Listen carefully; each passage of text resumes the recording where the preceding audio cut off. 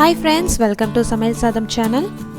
இன்னைக்கு நம்ம சேனல்ல காரப்பொரி எப்படி செய்யறதுன்னு பார்க்க போறோம்.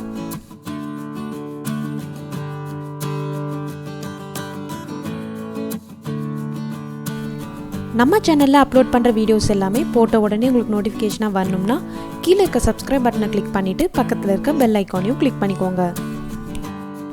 காரப்பொரி செய்யறதுக்கு ஒரு panல 1 டேபிள்ஸ்பூன் தேங்காய் எண்ணெய் ஊத்திக்கோங்க. எண்ணெய் சூடானதும் 2 டேபிள்ஸ்பூன் நிலக்கடலை,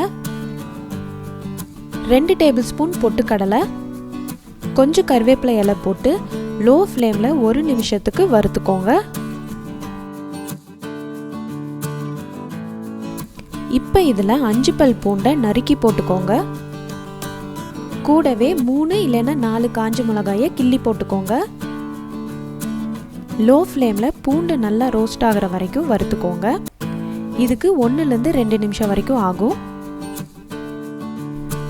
பூண்டு நல்லா ரோஸ்ட் ஆனதும் 1/2 டீஸ்பூன் மஞ்சத்தூள்,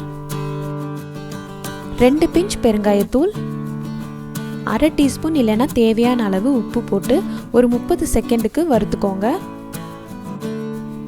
மஞ்சத்தூளோட பச்சை வாசனை போனதுக்கு அப்புறமா 4 கப் அளவு பொரி ஆட் பண்ணி 1லேருந்து 2 நிமிஷத்துக்கு நல்லா கலந்து விட்டுக்கோங்க.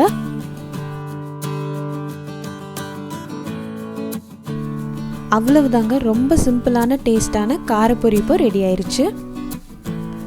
காரப்பொரி செய்யறதுக்கு தேவையான பொருட்களை அளவையும் இந்த வீடியோக்கு கீழே இருக்க டிஸ்கிரிப்ஷன் பாக்ஸில் கொடுத்துருக்கேன்.